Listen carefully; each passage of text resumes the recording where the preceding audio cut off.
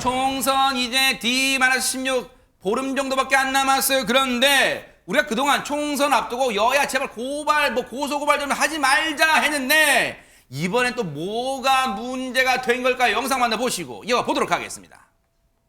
여러분, 우리는 이번 총선을 반드시 이겨야 합니다. 저는 오랫동안 정치인들을 많이 만나봤지만 이렇게 신중하고 사려 깊은 판단을 하고 그럼에도 불구하고 추진력 있는 정치인을 본 적이 없습니다. 물론 여기 계시는 유영아 후보님이나 권영진 후보님도 물론 마찬가지입니다. 민심을 거부하고 있는 민주당을 심판해야 합니다. 장동혁을 다시 국회로 보내주십시오. 장동혁이 막아낼 수 있습니다. 자, 일단 한동훈 국민의힘 비대위원장 얘기를 듣고 왔는데 어느 대목이 문제가 있다는 걸까요? 허준현 변호사님. 마이크를 사용해서 얘기한 게 문제가 있다라는 얘기가 나오고 있는 겁니다. 우리 공직선거법에 보면 이 총선, 이 선거, 지금 공식선거 운동 기간이 28일부터인데요. 네. 그 전에 사전선거운동으로 확성기라든가 이 마이크 이런 것들을 사용해서 선거운동을 하지 못하도록 규정을 하고 있어요. 그래요? 그런데 지금 방금 들으신 것처럼 이 대구 달서울 윤재욱 후보 이 선거사무소 개소식에서 이 한동훈 위원장이 민주당을 심판해야 한다 이 말을 했고요. 그리고 장동혁 후보 선거사무소 개소식에서도 장동혁을 다시 국회로 보내달라 이 얘기를 했거든요. 이게 지금 녹색정의당 또 조국혁신당 쪽에서 이 불법 선거운동이다, 공직선거법 위반이다라고 주장을 하고 있고 녹색정의당은 오늘 이 건으로 한동훈 위원장을 경찰에 고발한 상태입니다. 얘기 듣고 보니까 진짜 한동훈 비대위원장이 마이크를 잡거나 또 마이크 앞에 있긴 했는데 실제로 이게 그 공직선거법상 선거법 위반이 될 수 있어요? 어떻습니까? 가능성 배제하기는 좀 어려워 보입니다. 왜냐하면 이 최재형 의원이 이 대선 당시에 정권 교체해야 된다, 밀어달라 이 얘기를 마이크를 들고 했다가 이 부분이 유죄로 판단된 사례가 있었거든요.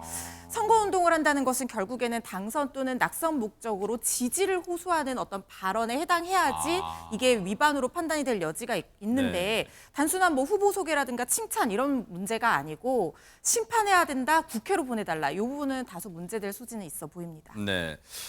민주당에서 뭐 직접 고발하겠다는 건 아니지만 야당에서 어쨌든 야당에서 아까 뭐 조국혁신당 등 야당에서 이 문제를 제기를 했어요. 그러면 한동훈 비대위원장은 이 부분을 간과했을까, 몰랐던 걸 깜빡했던 걸까요? 김현일 평론가님. 글쎄 뭐 법에 관한 한 검찰에서 20년 이상 봉직을 한 한동훈 비대위원장이 법의 내용에 관해서는 모를 리가 없겠죠. 근데 워낙 많은 일정을 소화하다 보니까 매 순간마다 이것이 법 위반 소지가 있는가의 여부를 판단하기는 쉽지 않을 수는 있을 것 같습니다. 네. 28일부터 공식 선거 운동 기간이 시작이 되는데 문제는 그 이전이에요. 확성장치, 그러니까 마이크를 사용해서 말을 할 것이냐 말 것이냐의 이제 문제도 있고 그 발언의 내용이라고 하는 것이 누군가 특정인을 당선시키거나 혹은 낙선시킬 목적이 있는가 이에 대한 판단도 또 있어야 하는 것이거든요. 그러니까 이게 단순히 의견의 표명이냐 내지는 선거 운동이냐 이에 대한 이제 판가름을 아마 해봐야 하지 않을까 싶은데 차제의 이 공직선거법의 규정이라고 하는 것이 너무 까다롭다 보니까 일일이 또 옆에서 이거 위반 소지 없는 거야 라고 묻는 경우도 있거든요. 현실에 맞게 제도도 조금 바뀔 필요성은 있지 않은가 그런 생각을 해봅니다. 그런데 이 영상 보시고 이 말씀 들으신 분들, 시청자분들 중에 이재명 대표도 마이크 사용하던데? 이러신 분도 계실 거예요. 영상 만나보시고 이어가 보도록 하겠습니다. 일단 기자회견으로 우리가 준비를 했는데 마이크는 준비를 안 했죠? 있어요? 마이크 있어요.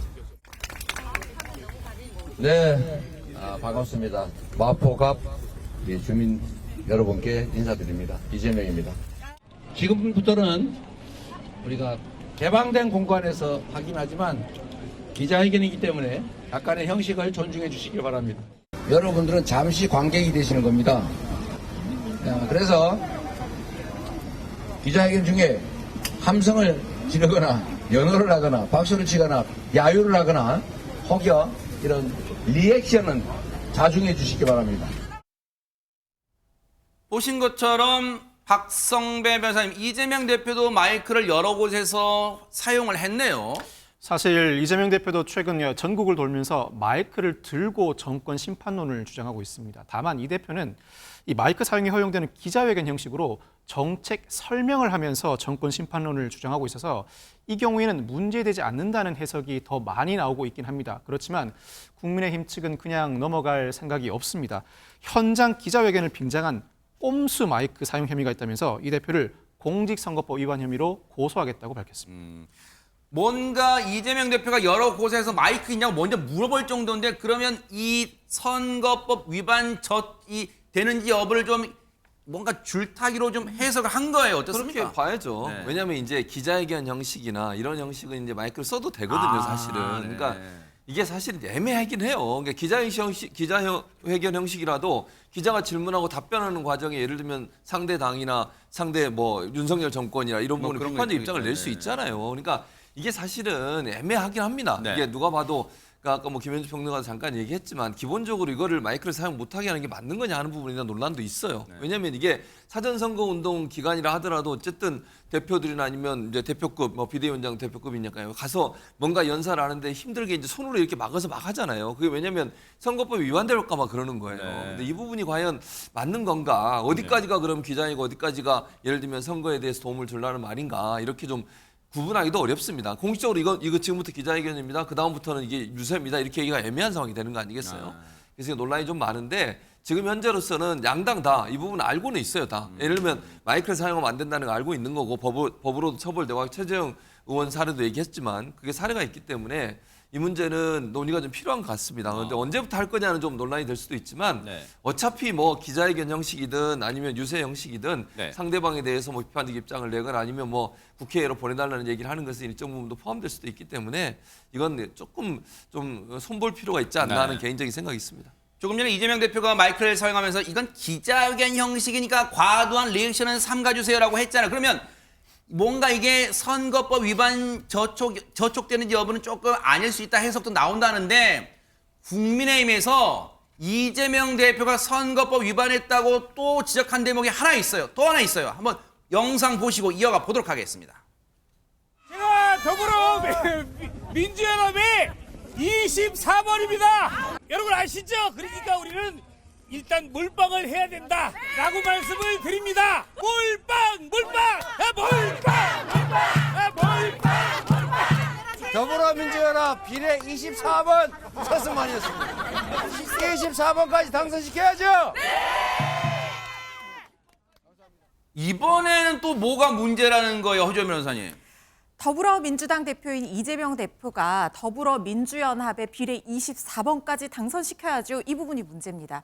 공직선거법에 보면요. 이 선거 후보자가 다른 정당의 후보자를 위해서 선거운동을 할 수 없도록 규정을 하고 있어요. 예를 들면 지역구는 우리 당 찍어주시고요. 비례는 이 당 찍어주세요. 이렇게 말을 못한다는 거예요. 왜냐하면 그렇게 된다고 하면 서로 담합행위를 한다든가 후보자가 매수 가능성이 있다라든가 유권자 판단에 혼란을 줄 수 있기 때문에 이런 행위는 금지를 하고 있는데 지금 이재명 대표가 더불어민주당 대표면서 더불어민주연합의 지지를 호소했기 때문에 문제가 되는 겁니다. 아, 그렇군요. 야, 선거법이란 게 참 어려운 대목이 많긴 많아요. 그러니 후보자나 각 당도 공부를 많이 해야겠다 이런 생각 드는데